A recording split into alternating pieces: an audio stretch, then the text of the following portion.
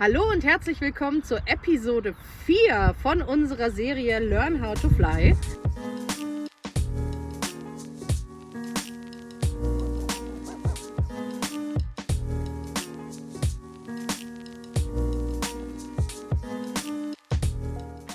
Jetzt seid ihr schon ganz erfahrene Links-Rechts-Heckschweber, die auch schon mal ordentlich Speed aufnehmen können und links und rechts fliegen. Sehr gut. Ich hoffe, ihr überspringt keine Lektionen. Na. Was machen wir heute? Heute gehen wir schon ein bisschen mehr in etwas, was sich Links-Rechts-Kurvenfliegen nennen könnte. Wir fliegen allerdings noch keine Kurve. Was wir jetzt heute machen werden, ist, ihr habt ja letztes Mal schon gelernt, nach links und nach rechts zu fliegen. Wir fliegen weiterhin unsere mäßige Geschwindigkeit zuerst einmal auf die eine Seite und dann möchte ich, dass ihr das Heck ein ganz kleines bisschen dreht. Ich möchte nicht, dass ihr ihn komplett zur Seite dreht, aber ich möchte, dass ihr ihn so ein bisschen dreht, dass ihr ihn von der Seite seht und dann so auf nicht ganz vorwärts, sondern so halb vorwärts auf die andere Seite fliegen lasst. Dann dreht ihr ihn auch wieder um 45 Grad und lasst ihn wieder zurückfliegen. Nur so, dass sich die Ansicht für euch ändert. Dass es also kein Heckschweben mehr ist, sondern dass es quasi schon sowas ist. Ich möchte deswegen noch nicht, dass ihr den Heli komplett in die Flugrichtung dreht, weil das ist eigentlich schon die nächste Lektion, die wir machen. Seitenschweben, die Kontrolle, die Ansicht ist anders. Ihr müsst eigentlich um 90 Grad gedreht denken. Ist eventuell für die meisten von euch noch ein wenig zu viel. Für mich war es damals grauenvoll. Ich sage es direkt. Seitenschweben war für mich absolut grauenvoll.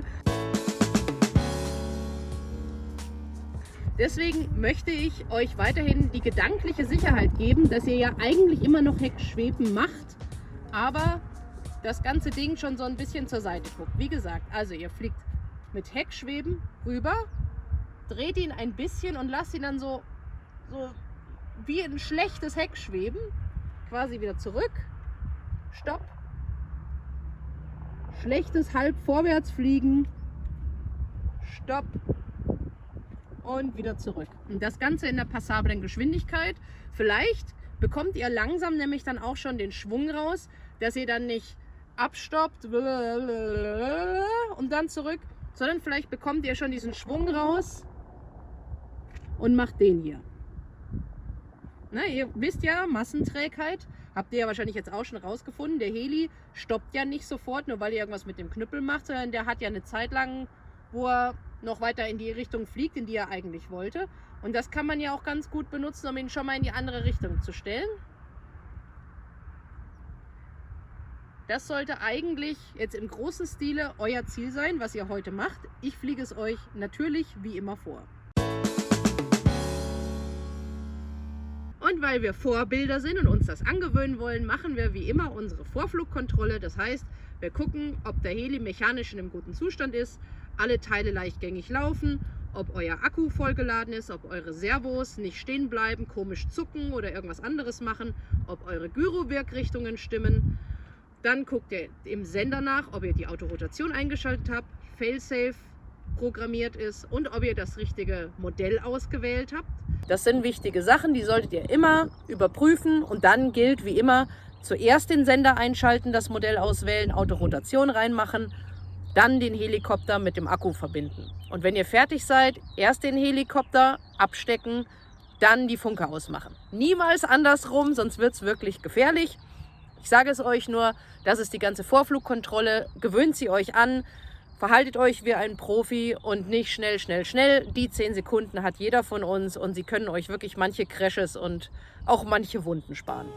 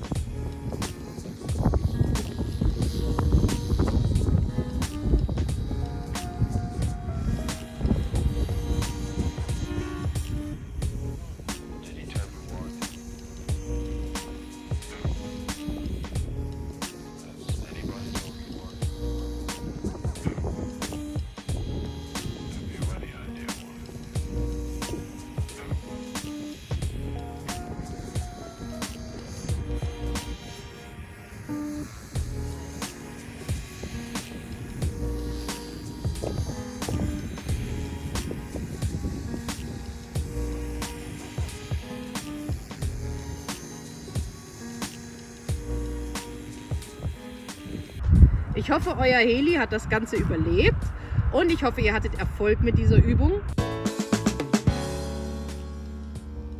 Ich möchte jetzt als Hausaufgabe, bevor ihr zur nächsten Episode geht, möchte ich, dass ihr lernt, wenn der Heli so halb zur Seite guckt, dass ihr ihn auch schon bewusst in dieser Ansicht kontrolliert und austariert, wenn ihr irgendwas nachjustieren müsst und nicht erst zurückdreht. Das ist unser erster wichtiger Schritt für das Seitenschweben, weil wenn ihr im Seitenschweben seid, also wirklich so stehen bleiben sollt, dann wird es unglaublich viel schwieriger, das Ganze zu machen, weil da nämlich jeder Fehler so aussieht. Denkt zurück an euer erstes Heckschweben, da sah auch alles extrem wackelig aus. Solange ihr nämlich Vorwärtsfahrt habt, stabilisiert sich das Ganze. Das ist wie bei einem Flugzeug, oder ein Flugzeug oder ein Fahrrad. Solange die Vorwärtsfahrt haben, ist das Ganze viel stabiler. Und da ist dann ein kleiner Fehler auch nicht so schlimm. Deswegen möchte ich, dass ihr jetzt in dieser halbgaren Vorwärtsfahrt schon anfangt zu kontrollieren, damit wir dann im nächsten Schritt beim Seitenschweben das Ganze viel, viel sicherer machen können. Gut, soviel zur Episode 4. Dann hoffe ich, wir sehen uns in der nächsten Episode wieder. So, ich hoffe, euch hat diese Episode weitergebracht. Ihr habt etwas Neues gelernt und habt jetzt schöne Hausaufgaben, die ihr machen könnt.